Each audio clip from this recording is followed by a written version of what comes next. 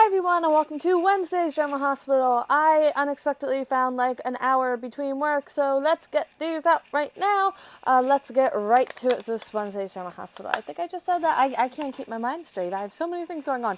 So we start at Kevin's. Laura wakes up from a nightmare. She was back on Cassie Island reliving what happened, except Valentine gets shot, and it turns out she's the one who shoots him before he could kill Nicholas.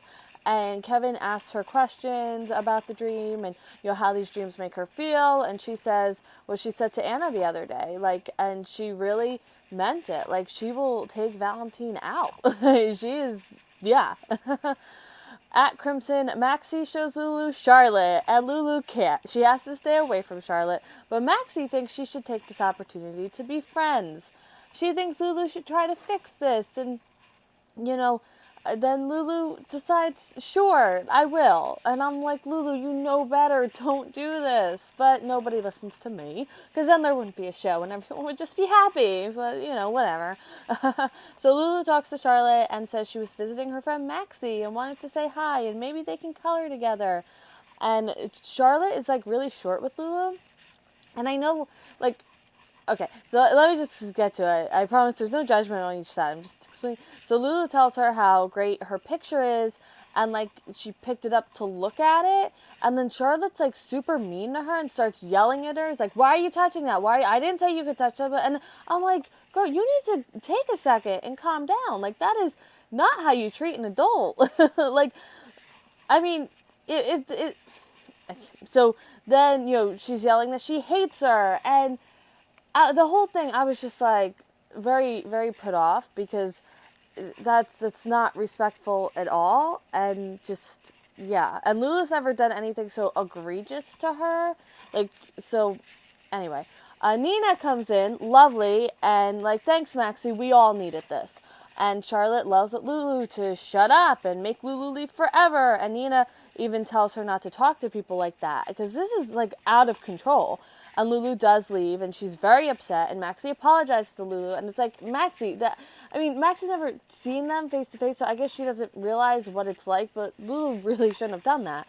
And, Lulu's no, it's my fault, I knew better, and I did it anyway. So Charlotte asks Nina if she's mad at her, and Nina's no, I'm not mad at you, and, she says she used to yell at people all the time, but, she worked on it, and the important thing is you stick up for yourself. And Charlotte says she wants to grow up to be just like Nina. And Nina's taking it all in. Nina asks Maxie if she called Lulu. She says yes, she called Lulu, but she didn't tell her Charlotte was here. Nina feels like she betrayed her trust. And I'm like, girl, you just came into the scene a year and a half ago? Maxie and Lulu have been building this relationship for years. Since I started watching back in 2007. So you think Maxie's going to have your back over... And if you think your brother...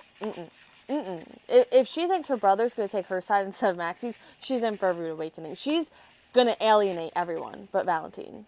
And it's not going to... And then she's going to be like, oh, why is everyone being so mean to me? Well, you're the common denominator. Sorry. Nina does this to me.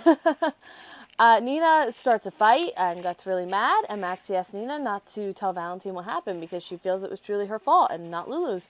Maxie says she'll refocus her energy, and Nina says, no, you're not. And I was like, you know what? Good luck with that, Maxie. Go ahead, fire her, because you know what? Dylan will leave too, because his loyalty's to Maxie, and he has a huge portfolio now. He can get another job. Good luck. Good luck. You will sink, and then you will be even sadder because you're choosing this guy that you knew for 5 minutes and married over everyone that actually cares about you and loves you. Tell me how that works out. Nina I'm very angry.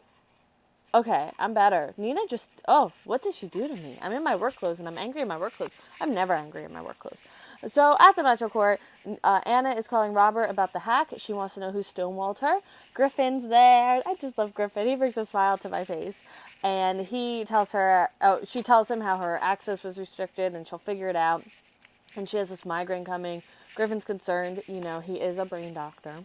And she says since Duke was killed, she's gotten them mostly when she's stressed or angry. And she's just frustrating that the truth's eluding her. She almost gets in and she gets pulled back. That's so dramatic. Okay. And she talks about her spy training and how callous it seemed. And maybe she did accidentally used that on Valentine by getting close to him and then disposing to him. And I don't feel she did that. I think he just took everything too far from what I've seen. But, we're learning. Griffin is seriously concerned about her health, though, so she says she'll get a checkup, and something Griffin says about a classmate sparks an idea for her. Also at the Metro Court, Lulu calls Laura to meet, and she tells her what happened with Charlotte, and she's crying. Of course she's crying, and Laura's like, don't worry, girl, I got this.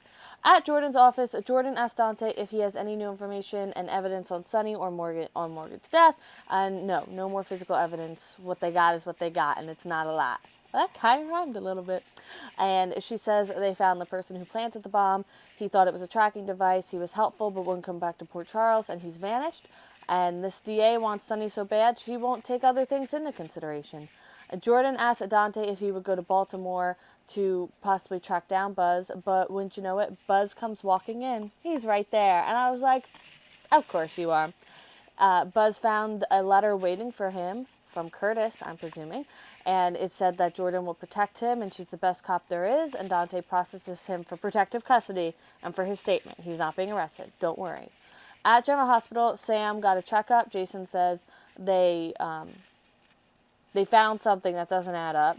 And Dr. Lee, hi! I have to see if I guessed anything with Dr. Lee.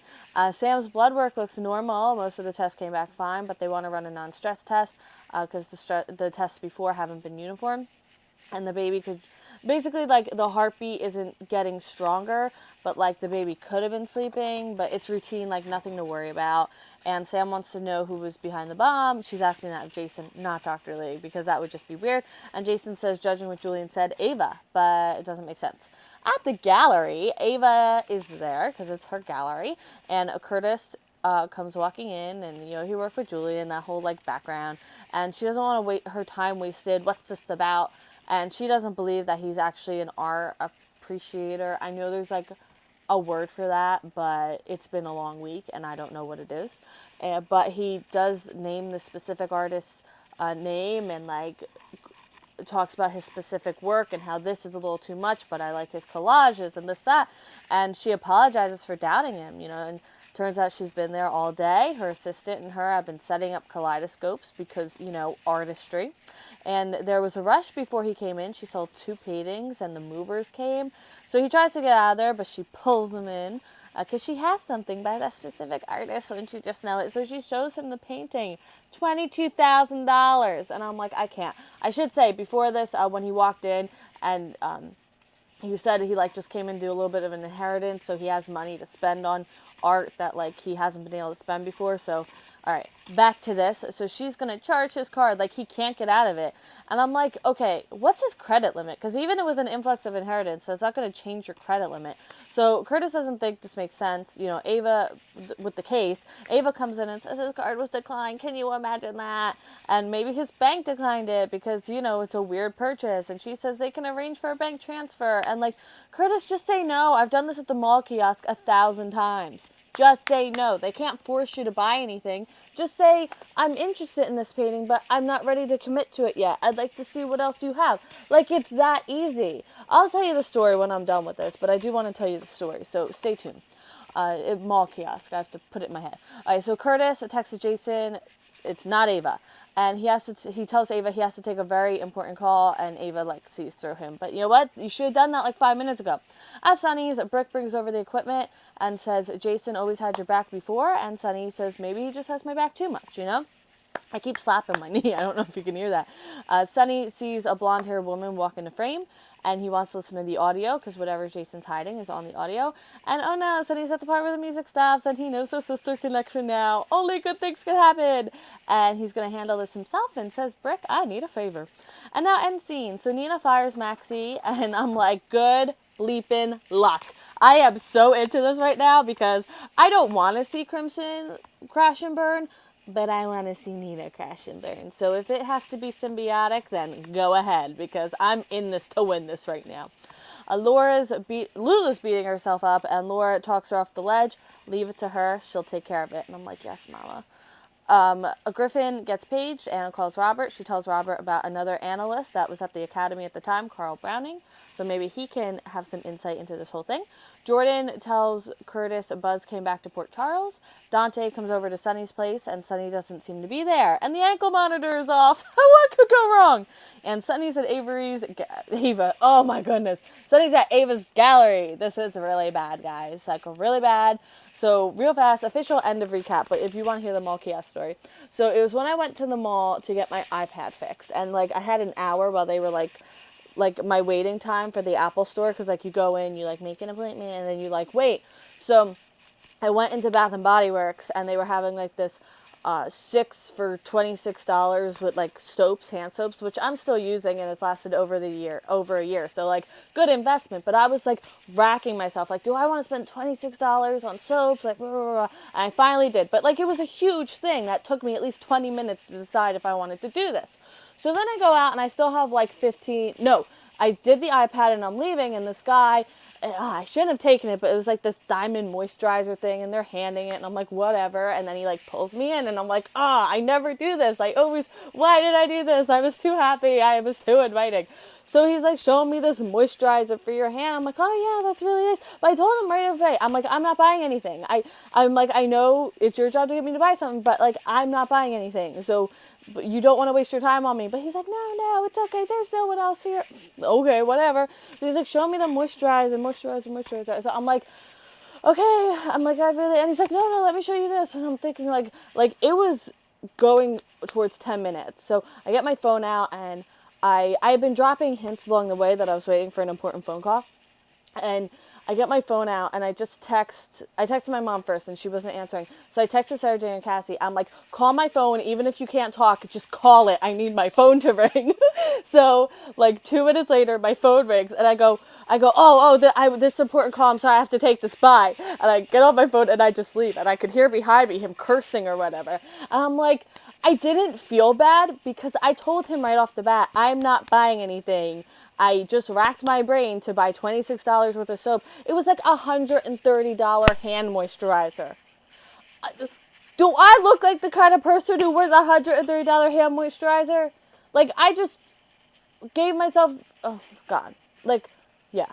So that's my little story. So if you ever need to get out of those, now you can even, like, set an alarm if you get pulled in, so, like, it'll like ring on its own. That's something I'll put in the back burner for next time. But yeah, anyway, thanks for watching Wednesday's General Hospital recap. I might have time to put Thursdays up, I might not, before I go to work, so let's see if I can do that, and I will see you tomorrow for more General Hospital. Bye!